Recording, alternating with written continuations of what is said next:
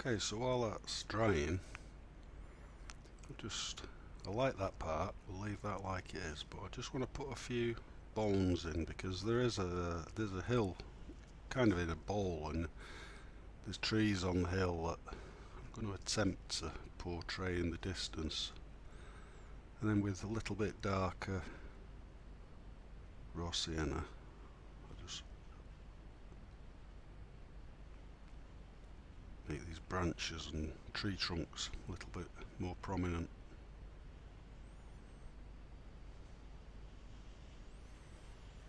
A bit more ultramarine blue because we're going to make some nice mid-green now to start building up the layers. Again, using the stippling effect with my hake brush.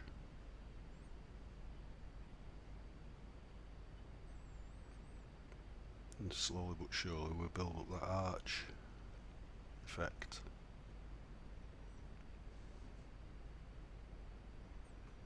And the stubby little trees just on the other side of the bank. Still using plenty of water, you can see. And going a little bit drier, we can use the hake to make undulations and textures in the grass as well.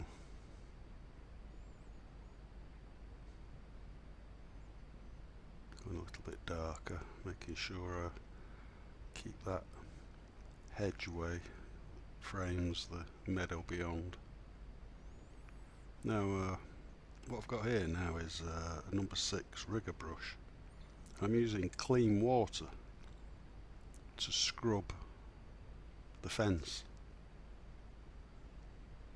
Rather than paint onto the greenery, I'm just making a lighter area and then filling it in while it's still a bit damp for the fence.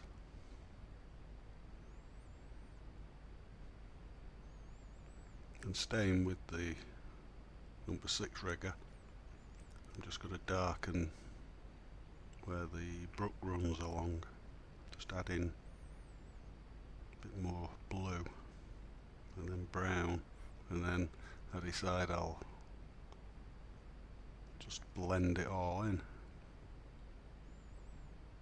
using the bigger round brush. So it's all a case of putting it on and taking it off again. Now that fence is workable, I'm just going to get a little bit darker foliage.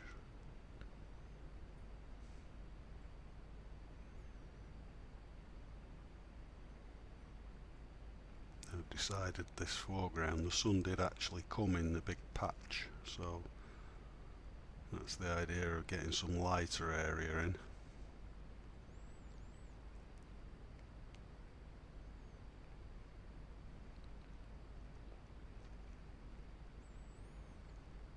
Back with my rigger brush again. Now we're going dark.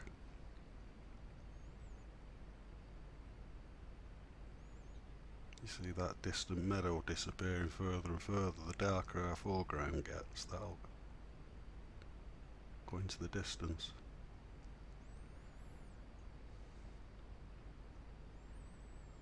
So it's all about now getting the values right and make something that's pleasing on the eye. I've got the bones down now.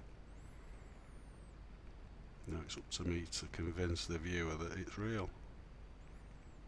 The shadows are probably the best thing for that, and that's what I'm about now.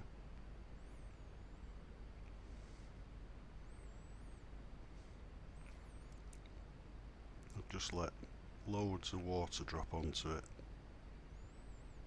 Now I'm doing some detail with a fine number 2 rigger.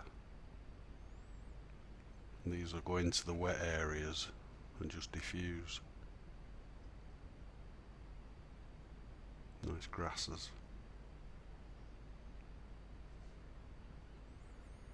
Now what I've done now here, I've got the camera in my hand rather than on a stick because I'm stood up so I can get a little bit more distance. And while it was drying, I decided I needed to get a lot darker with the green. So again, it's just a case of adding more and more blue and yellow and getting it a really chunky green. I'm trying to be as random as I can. It's a good way to get to know my new hake actually. It's a little bit making similar patterns at the moment, but we'll see how we go.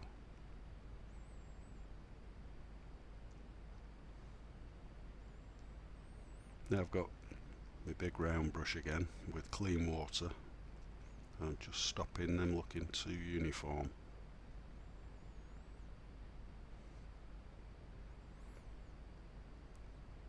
And just randomly, you see, while it's all wet, I was just sort of try a few tree trunks. This is what I always like to do in a demonstration painting. Take it to destruction, and sometimes you get some brilliant effects. Still going about 300% speed. So I'll just keep adding to the shadows.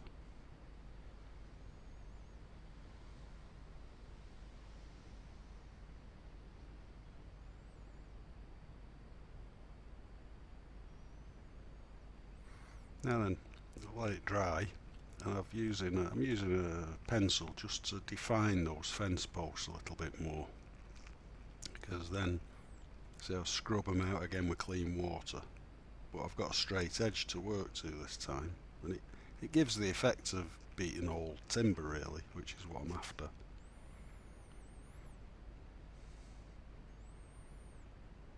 It just makes them stand out a little bit. And again, if you think about it, it's another frame for that view. So some nice dark brown going back in.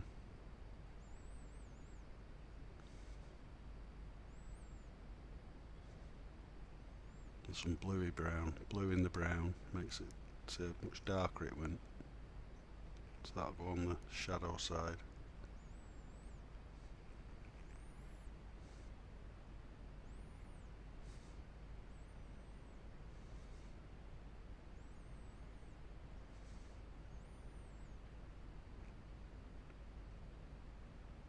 Now, again, dark green with me number 2 rigger, this, doing nice fine detail.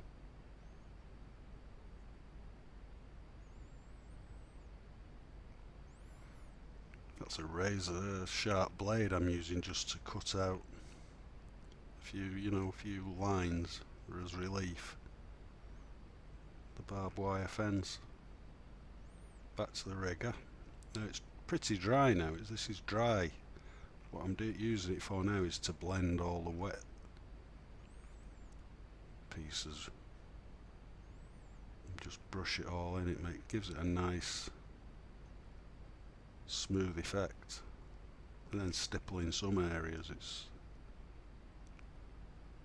making distant bushes and little smaller foliage detail. Building the fence up just one more time.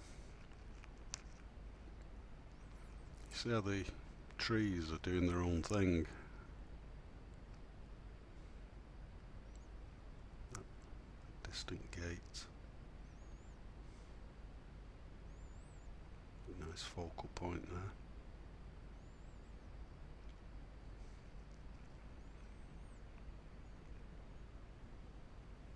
Again with the dry brush, just blending everything in.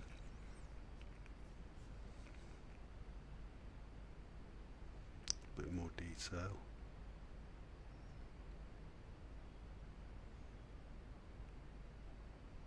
You can really do what you like now. The picture's virtually finished. A couple of cows never goes amiss in the distance. And that, I would say, is that. I hope you've learned that you don't need to have loads of different greens in your palette. Just yellow and blue basically. And you can add all the other different colours to it. And there you go, finished. Thanks for watching. See you soon.